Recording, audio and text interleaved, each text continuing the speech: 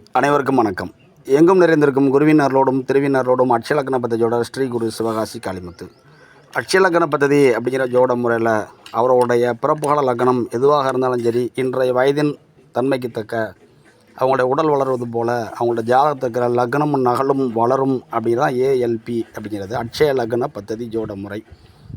இந்த இதில் பார்த்திங்கன்னா பிறப்புகால லக்னம் நம்மளுக்கு எதுவாக இருந்தாலும் பரவாயில்ல, இன்றைய வயதின் லக்னம் அப்படின்னு பார்த்திங்கன்னா நம்மளுக்கு வந்து இந்த ரிஷபமாக இன்றைக்கி செல்லுது அப்படின்னா கோச்சார ராகு பகவான் இன்றைக்கி பார்த்திங்கன்னா மீனத்துலேருந்து இங்கே மாறி வர்றாங்க. சரிங்களா? கேது பகவான் வந்து இங்கே கன்னியிலேருந்து நம்ம சிம்மத்துக்கு மாறி வர்றாங்க. இப்படி வரும்பொழுது இவங்களோட இயக்கங்கள் எப்படி இருக்குது அப்படின்னு பார்க்குறப்ப பொதுவாக நம்முடைய ஆசிரியர் உயர்ந்திருப்போட என்ன சொல்லுவாங்கன்னா, 10ஆம் இடத்துல எந்த கிரகங்கள் இருந்தாலும் அந்த கிரகங்கள் சார்ந்த அழுத்தங்கள் அதிகமாக உணரப்படும் வேலை தொழில் சார்ந்த விஷயத்திலம்பாங்க. அப்போனா நம்முடைய ரிஷப அட்சலக்கணத்திற்கு 10ல் ராகு வர்றாங்க அப்படின்னு புரியும். அப்போனா 10ல் ராகு வர்றாங்க, 4ல் கேது வர்றாங்க. சரிங்களா? அப்போ நாங்கள் என்ன பண்ணுறாங்க அப்படின்னோம்னா, பல தொழில் செய்யணும் அப்படிங்கிற எண்ணங்கள் வந்து அதீதமாக விதைக்கப்படும். ஒரு தொழிலில் இருக்கும் பொழுது, ஒரு வேலையில் இருக்கிறப்ப ஒரு வேலை செஞ்சுக்கிட்டே சைடு வேலை செய்யலாமா, ஒரு தொழிலில் முதலீடு பண்ணியிருக்கப்ப இன்னொரு தொழில் முதலீடு பண்ணலாமா அப்படிங்கிற சரியான அழுத்தங்கள் ஜாதகரை வந்து சாப்பிட முடியாத அளவுக்கு வந்து அதிகமான ஸ்ட்ரெஸ்ஸை வந்து கொடுக்கும். மன அழுத்தங்கள் அப்படின்னு வந்து நம்ம புரிஞ்சுக்கணும். சரிங்களா? இப்படி இருக்கிறப்ப இந்த 3ஆம் இடம் அப்படிங்கிற முயற்சி ஸ்தானத்திற்கு, எப்படி தைரிய ஸ்தானத்திற்கு இந்த ராகுபவன் வந்து 8ஆம் இடத்துல இருக்கிறாரு. 3ஆம் இடத்துல வந்து 1ன்னா இந்த இடம் வந்து 8ன்னு ஆகிடும். அப்போனா ஒரு சிலர் குழந்தை சார்ந்த விஷயத்திற்கு முயற்சி எப்படி இருக்காங்கன்னா, அவங்களுடைய ஆணுறுப்பு சார்ந்த எழுச்சித்தன்மை, ஆணுறுப்பிலிருந்து போகிற விந்து வந்து கர்ப்பப்பையை நீந்தி போய் அடைவதில் இருக்கிற சின்ன சின்ன தடுமாற்றங்கள் வந்து ஜாதகரால் உணரப்படும். 3 அப்படிங்கிற ஸ்தானத்திற்கு 8ஆம் இடத்துல ராகு. அப்புறம் அவங்க என்ன செய்யணும்? ஆங்கில மருந்து, புதிதாக வந்திருக்கிற மருத்துவத்துறையில் புதிதாக வந்திருக்கிற தாம்பத்தியம் சார்ந்த ஒரு மருந்து நம்ம வாங்கி உட்கொள்கிறது வந்து நமக்கு வந்து நன்மை கொடுக்கும். ராகுனா பொது வகையான ஆங்கில மருந்து. சரிங்களா? இதே தருணத்தை பார்த்திங்கன்னா 5ஆம் இடம் அப்படிங்கிற குழந்தை ஸ்தானத்திற்கு நம்மளுடைய ராகு பவன் வந்து எங்கே வர்றாங்கன்னா, இங்கேருந்து 1 அப்படின்னு என்னோம்னா இந்த இடம் வந்து 6ன்னு வந்துடும். அப்படின்னா என்ன ஆகிடுதுன்னா, குழந்தை ஸ்தானத்திற்கு 6ஆம் இடத்துல வரனால ராகு குழந்தை சார்ந்த உருவாகுவதை தடுப்பார் அப்படின்னு வந்து உணர்ந்துக்கணும். அப்போனா பக்கத்தில் இருக்கிற ஏதாவது நாகம் சம்மந்தமான தெய்வங்களை வழிபாடு பண்ணுவதும், நம்மளுடைய குலதெய்வம் கோயிலில் இருக்கிற நாகம் சம்மந்தமான தெய்வங்கள் இருந்தாங்க அப்படின்னா அந்த தெய்வங்களை வணங்குவதும் பரிகார முறைகள் பண்ணுவதும் நம்மளுக்கு வந்து இந்த குழந்தை சார்ந்த பிறப்பில் இருக்கிற தடைகளை வந்து சரி பண்ணும். இருந்தாலும் குழந்தைக்காக ஒரு மருத்துவமனை ட்ரீட்மெண்ட் பார்க்கணும் அப்படிங்கிற வந்து ராகு பவன் உணர்த்துறாரு. இப்படி இருக்கிறப்ப 11ஆம் இடத்திற்கு இந்த இடம் வந்து 12ஆம் இடம். அதாவது இது வந்து 11, இந்த 11ஆம் இடத்திற்கு 12ஆம் இடம். அப்போனா நம்மளுக்கு வந்து மகிழ்ச்சி சந்தோஷம் கிடைப்பதற்கான விரை செலவுகளும், வேலையில் இருக்கிற ப்ரொமோஷன் சார்ந்த விஷயத்திற்கும் லாபத்திற்காகவும் நிறைய அலைச்சல்களையும் நிறைய முதலீடுகளையும் டம்ப் பண்ணணும் அப்படிங்கிற தன்மை வந்துடும். அதாவது லாபத்திற்காக விரயம் பண்ணுதல், அதனால் ஜாதகருக்கு அழுத்தம் அப்படின்னு ராகு கொண்டு வந்துடுவார். இப்படி இருக்கிறப்ப நம்மளுடைய கேது பகவான் அப்படிங்கிறவங்க இந்த ரிஷப அட்சலக்கணத்திற்கு 4ஆம் இடத்துல இருப்பதனால ஜாதகர் வீடுகள் ஏதாவது வாங்குறாரு, ஒரு இடம் வாங்குறாரு அப்படின்னோம்னா அந்த இடம் வந்து கேதுவின் தன்மையில் இருக்கிற நீள அகலம் அப்படிங்கிற வந்து சரியாக இருக்காது. சச்சமுக்கமாக சதுரமாக இல்லாமல் ஒழுங்கற்ற நிலையாக இருக்கும். சரிங்களா?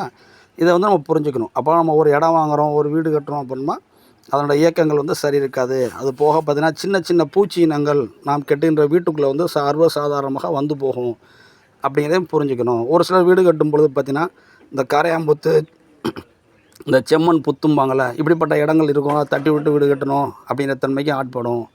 சரிங்களா? இதற்கு அப்புறம் பார்த்திங்கன்னா 5 அப்படிங்கிற குழந்தை ஸ்தானத்திற்கு 12ஆம் இடத்துல நம்மளுடைய கேது பகவான் வரனால குழந்தை சார்ந்த விரயங்கள், ஷேர் மார்க்கெட் சார்ந்த விரயங்கள் அப்படின்னு கேது உருவாக்குவார்.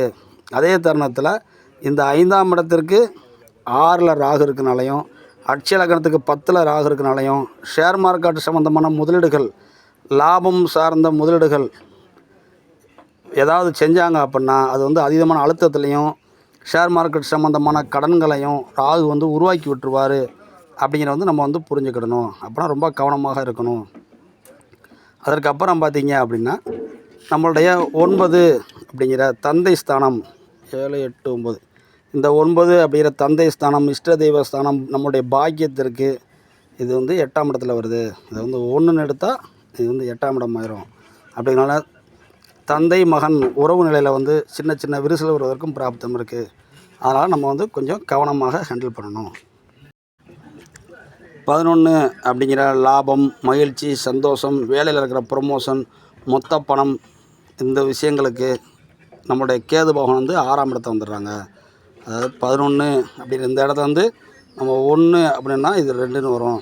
இப்படியே கவுண்ட் பண்ணால் இது வந்து 6ஆம் இடத்துல கேது வந்துடுறாரு. அப்படி இருக்கிறனால இங்கே என்ன ஆகிடுது அப்படின்னா 11 அப்படிங்கிற மூத்த சகோதரம் சார்ந்த ஒரு சின்ன சின்ன கருத்து மோதல்கள் நம்மளுக்கு வந்து உருவாகும். அப்படிங்கிறதும் இந்த கேது வந்து 4ஆம் இடத்துல இருக்கனால அம்மா ஸ்தானம், சொத்து சுகம் சார்ந்த ஸ்தானங்களில் இந்த கேது பகவான் 4ஆம் இடத்துல இருக்கனால மூத்த சகோதரிக்கும் நம்மளுக்கும் சொத்துக்கள் சார்ந்த பிரச்சனை, அம்மாவை பராமரிப்பது சார்ந்த பிரச்சனை, நாம் கெட்டுகின்ற புது வகையான வீடுகள் சார்ந்த பிரச்சனை அப்படிங்கிற வந்து இங்கே வந்து கொண்டு வந்துகிட்டே இருப்பாங்க.